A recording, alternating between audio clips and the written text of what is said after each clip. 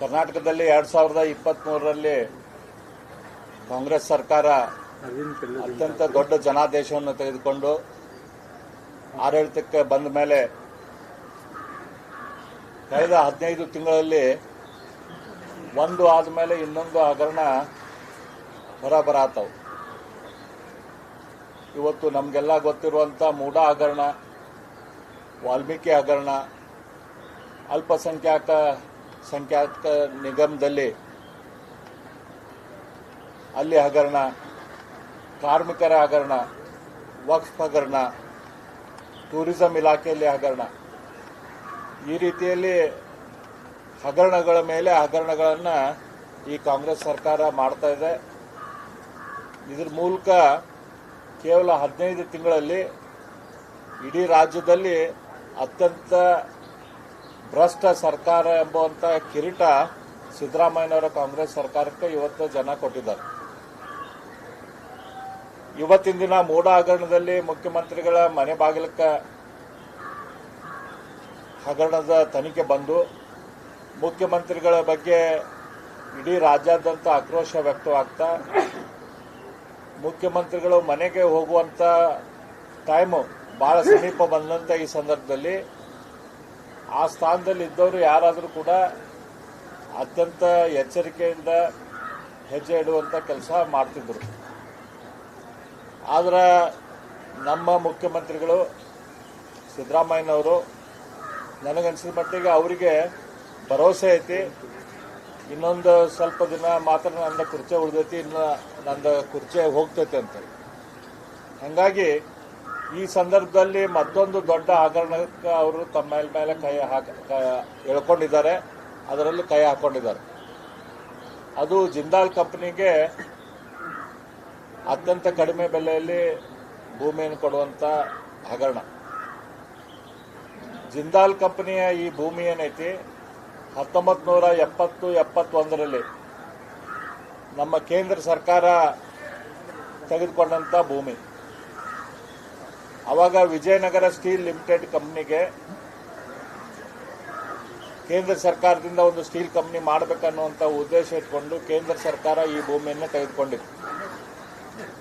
ತದನಂತರ ನಮ್ಮ ದೇಶದಲ್ಲಿ ಖಾಸಗೀಕರಣ ಶುರು ಆದಮೇಲೆ ಈ ಭೂಮಿಯನ್ನು ಕೇಂದ್ರ ಸರ್ಕಾರ ಕರ್ನಾಟಕ ಸರ್ಕಾರಕ್ಕೆ ಕೊಟ್ಟಿತ್ತು.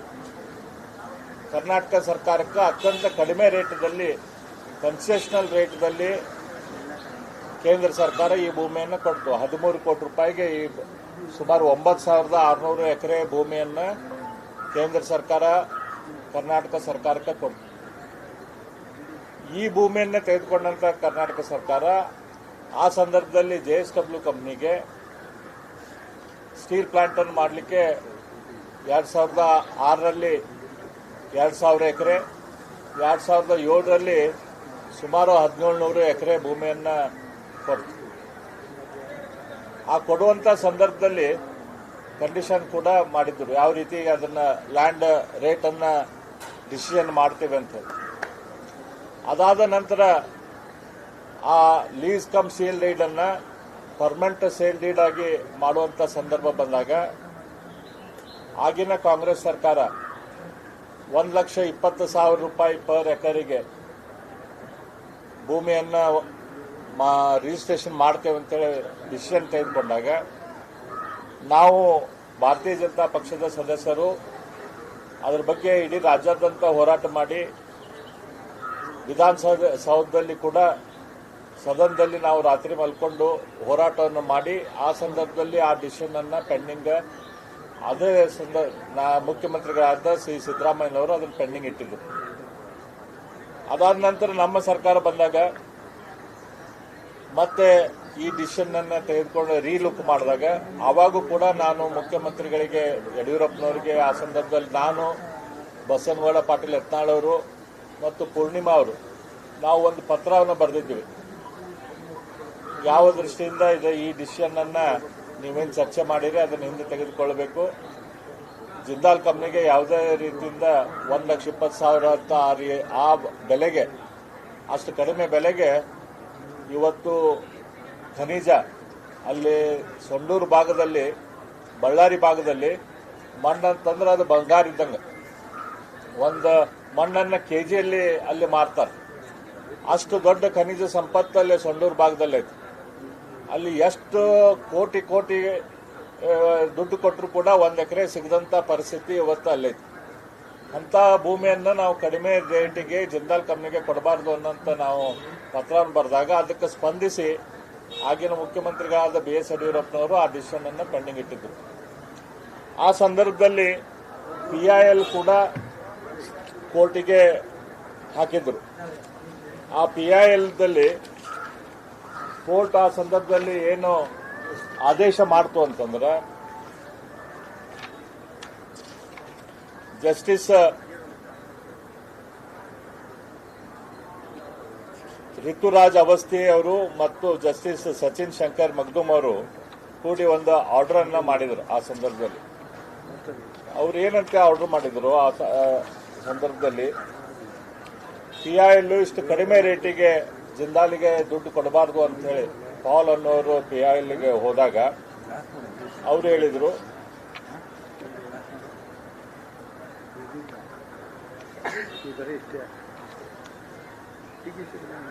however, we make it clear that all the contentions are kept open, and in the event government takes a decision in regard to the subject matter of the writ petition, it is always open for the petitioner to seek revival of the order passed by this court based on the submissions made by the learned additional government advocate.